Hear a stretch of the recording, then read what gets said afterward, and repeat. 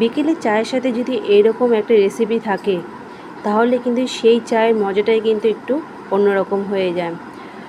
তাহলে দেরি না করে কিন্তু জলদি বানিয়ে নাও ঠিক এইরকম একটা নিমকি। তো আজকে কিন্তু আমি নিমকি বানিয়েছি, একটু অন্যরকম শেপে বানিয়েছি, একটু অন্যরকমভাবে। তো তার জন্য কিন্তু এখানে নিয়েছি আমি কিছুটা পরিমাণে ময়দা, আর দিয়েছি এর মধ্যে সামান্য পরিমাণে স্বাদ মতো নুন আর কালো জিরে, আর দেবো এর মধ্যে আমি রিফাইন অয়েল। সাদা তেলটা আমি এখানে দিয়ে দিচ্ছি। রিফাইন অয়েলটা দিয়ে ভালো করে কিন্তু আমি এগুলোকে একসাথে আমি মেখে নেব। খুব ভালো করে ময়াম করে এটাকে আমি মিশিয়ে আমি মেখে নিচ্ছি।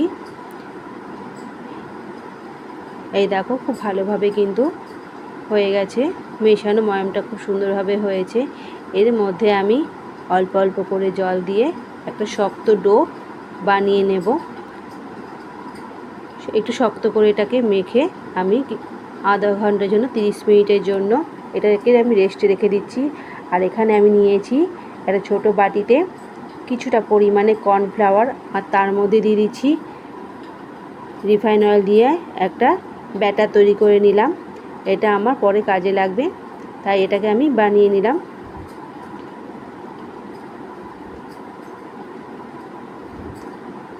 একটু ঘন হয়ে গেছে, তো আর একটু আমি এর মধ্যে তেল দিয়ে দেব।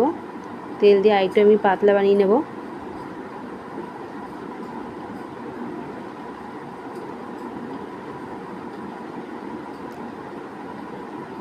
এবার এটাকে একটু পাতলা করে আমি আবার তেল মিশিয়ে বানিয়ে নিয়েছি।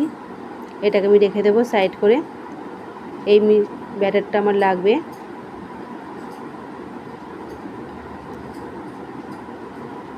এবার আমি একটু পরিষ্কার করে নিচ্ছি জায়গাটা। তারপর এখানে আমি ময়দার যে মাখা ছিল রেস্টে, সেটাকে আর একটু আমি ভালো করে মেখে নেব। এটাকে সেট করে নিচ্ছি। এটাকে যখন ভালো করে সেট হয়ে গেছে তখন এর থেকে আমি বড় বড় করে কিছু আমি ডো বানিয়ে নিচ্ছি। এরকম এত বড় আমি রাখবো না, এর থেকে এগুলো যে আছে প্রথমে আমি বড় করে আমি এক সমানে বানিয়ে নিচ্ছি। তারপর এর থেকে আমি আবার ছোট ছোট বানিয়ে নেব। প্রথমে এক সমানে আমি এই দেখো বানিয়ে নিলাম। এবার এর থেকে আমি আবার ছোট করে নিচ্ছি। এই দেখো কতগুলো হয়েছে। এবার এগুলোকে বাকিগুলোকে সাইড করে রেখে দিয়েছি। একটাকে আমি নিয়েছি, তার উপরে আমি গুঁড়ো ময়দা ছড়িয়ে নেব। গুঁড়ো ময়দা ছড়িয়ে আমি কিন্তু এটাকে গোল করে আমি বেলবো না, এটাকে আমি লম্বা করে আমি বেলে নেব। খুব পাতলা করে, যতটা সম্ভব পাতলা করে কিন্তু এটা আমি বেলে নেব। তো বন্ধুরা, তোমাদের কাছে আমার একটাই অনুরোধ যে বন্ধুরা প্লিজ আমার পুরো ভিডিওটা দেখো, দেখে তোমরা লাইক শেয়ার কমেন্ট করো। নতুন যারা বন্ধু আছো তাদের কাছে অনুরোধ যে বন্ধুরা প্লিজ আমার ভিডিওটাও তোমরা পুরো দেখো, আর ছোট্ট একটা লাইক আর আমার চ্যানেলটাকে সাবস্ক্রাইব করে আমার পাশে থেকো। তোমরা আমার পাশে থাকলে জীবনে চলার পথে একটু উৎসাহ পাই, নতুন নতুন ভিডিও বানাবার প্রেরণা জাগে। আর আমরা এখানে যে উদ্দেশ্য নিয়ে নেমেছি সেই উদ্দেশ্য তাহলে কিন্তু আমরা সফল হতে পারি। তাই বলছি কেউ কারো হাত না ছেড়ে চলো আমরা একে অপরের হাত ধরে পথ চলি, তাহলে কিন্তু আমরা আমাদের উদ্দেশ্যে ঠিক সফল হব। এই দেখো ঠিক এরকম কিন্তু আমি লম্বা করে আমি বেলে নিয়েছি।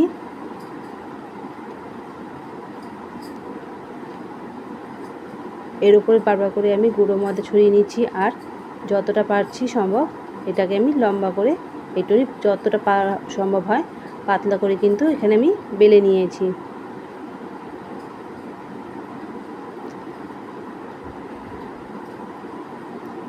এর উপরে আমি দিয়ে দেব সেই ব্যাটারটা যেটা আমি তৈরি করেছিলাম। এটাকে আমি ভালো করে আমি মাখিয়ে নিচ্ছি।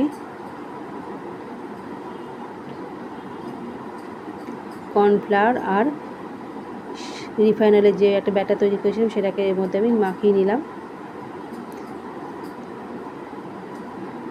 পুরো চারিদিকে আমি মাখিয়ে নিলাম।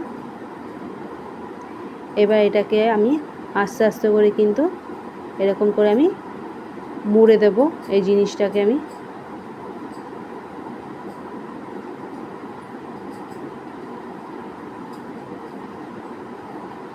এম করে মুড়ে দেব।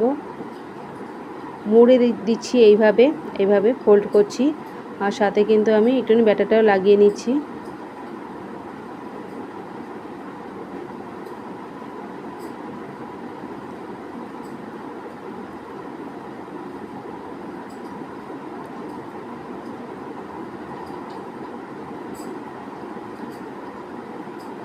একটু হালকা করে কিন্তু আমি দেখো চেপে দিচ্ছি। আর লাস্টে যেটা আছে এটাকে আমি ঠিক এরকম করে মুড়ে দেবো, মুড়ে দিলাম। এবার এটাকে একদম হালকাভাবে কিন্তু একটু আমি এটাকে আরেকটু বেলে নেব। বেশি প্রেসার দেব না, খুব হালকাভাবে কিন্তু এটা বেলে নেব।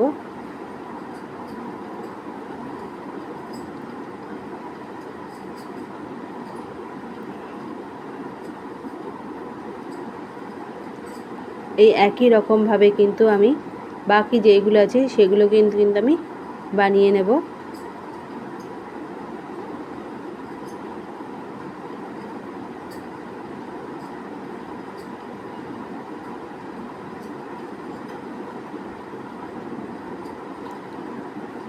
খুবই সুন্দর মজাদার একটা রেসিপি, চায়ের সাথে কিন্তু খুব ভালো লাগে এটা খেতে। ছোট থেকে বড় সবার কিন্তু খুব পছন্দের এই রেসিপিটা, আশা করি সবার পছন্দের হবে। আর চায়ের সাথে নিমকি খেতে কে না ভালোবাসে। এরকম যদি মজাদার একটা রেসিপি থাকে তো চায়ের মজা তো অবশ্যই জমে যায়।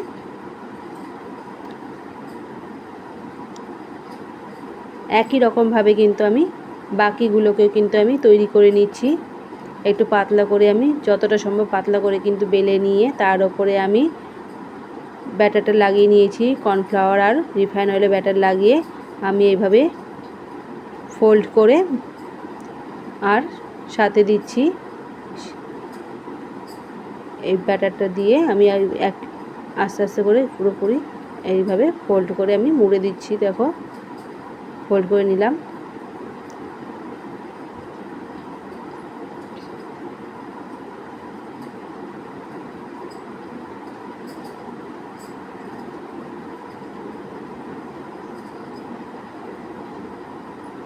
বেশি কিন্তু প্রেসার দেব না, আমি কিন্তু হালকাভাবে কিন্তু এটাকে বেলে নিচ্ছি। পরে এবারে দেখো আমার তৈরি হয়ে গেছে।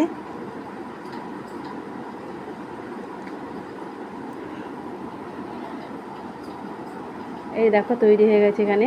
এবার আমি তেলও গরম করে নিয়েছি, তবে গ্যাসটা কিন্তু আমি কমিয়ে নিয়েছি আঁচটা। তেলটা গরম করে তারপর আমি একটা করে পিস ছেড়ে দিচ্ছি।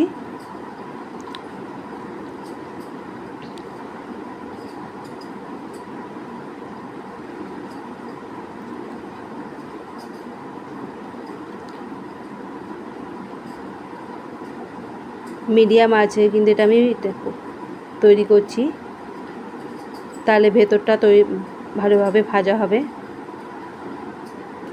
আর ক্রাঞ্চি হবে, না হলে ওপরটা পুড়ে যাবে আর ভেতরটা ভালো মতো হবে না। তাই কিন্তু আমি